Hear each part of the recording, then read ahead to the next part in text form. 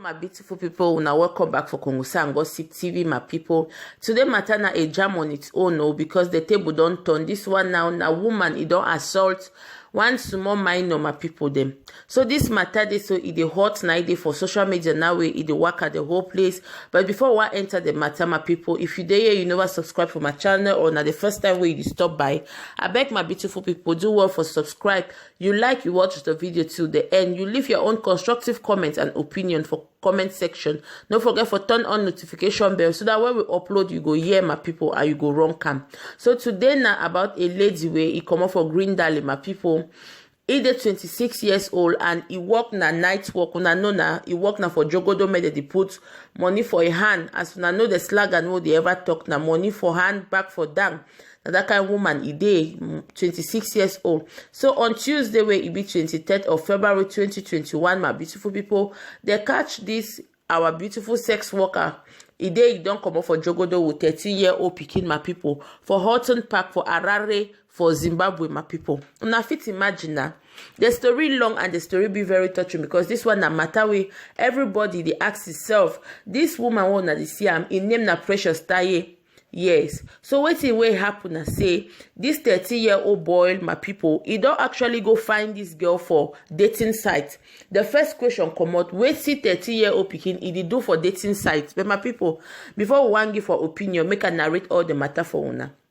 So this 13-year-old boy where he stay for Houghton Park, my people, for Harare, he don't go for dating sites and he don't go choose this woman where na money for hand, back for down. When na 26 years old, my people, Olosho una know na Precious Taye na be name. So they don't actually finish discuss. Now way the 13-year-old pikin he say he want to see this woman face to face. He want Jogodo with the woman. Now the woman he give it conditions the way normally as they do for state.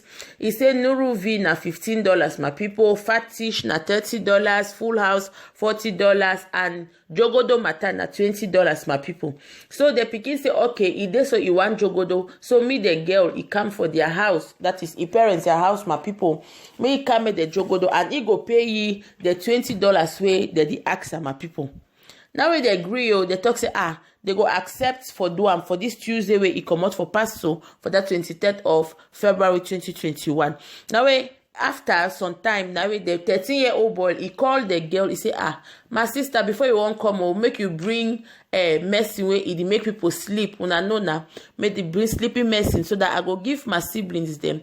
They go drink and when they sleep, we go fit Jogodo anyhow and anywhere we want her for house. Nobody go disturb us. Now with this Jogodo woman now he agree this Olosho he agree say I go bring the medicine as you talk. So for that Tuesday, my people, for 1 o'clock exactly, that's on the 13th hour for that Tuesday. Now with this Olosho, he reached for these people there, this pikin their house. As he reached now, he no pay a taxi, my people. He called the pikin, say me the pikin I be the one for pay a taxi fare.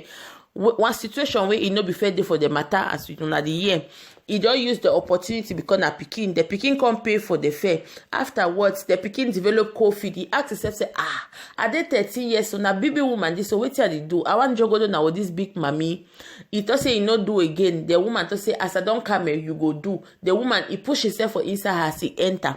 As he enter inside the pikin their house, he give the pikin the message, say, go now so you go give your siblings them this medicine. Make them drink and they sleep so that when we want Jogodo, problem no go the way he go home, we will go Jogodo all as we want them.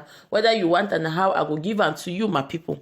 Now with the young boy for 13 years, he carried the medicine. He give his small one, they say make they drink, my people, they drink, they sleep. Now for the year and this Olosho, they start the Jogodo. The Jogodo left, Jogodo right, or Jogodo left. After they don't finish Jogodo now, my people, now with Olosho talk say he want go.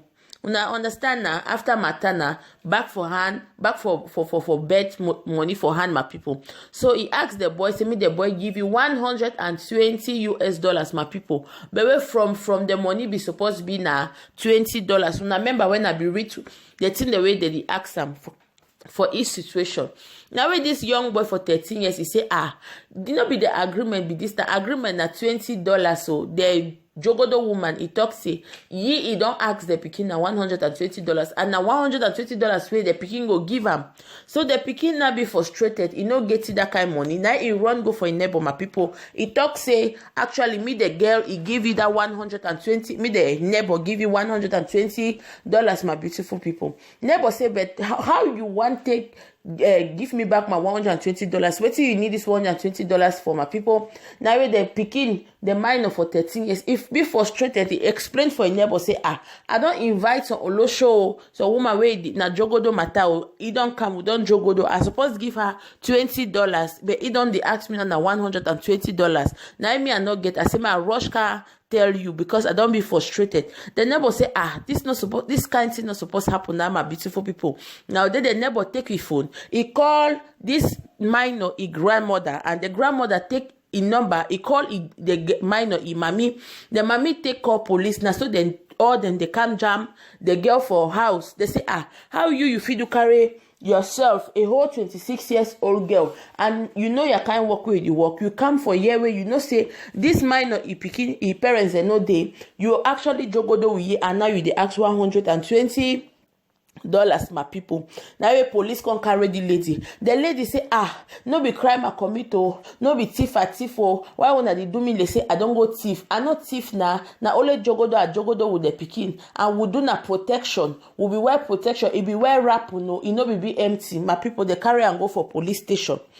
As they carry and go for police station, they talk say he go appear for court on the 25th of February, where he come up past, my people, for magistrate one guy. Now he go attend to ye, and they deny bail. They say nah.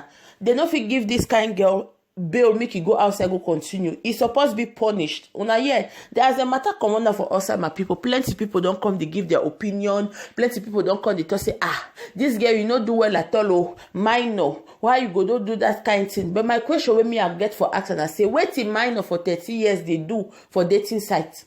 Waiting minor for 13 years to do for waiting for dating site. So now one way he go see olosho and he want actually jogodo the olosho for 13 years. Now this same minor now he get the mind for call this same woman talk say, you want come or bring mercy, no, my people, bring mercy, no. May I give my people they make they sleep before we go jogodo the matter. Wait minor if you get this kind of idea. Now my beautiful question that I get them.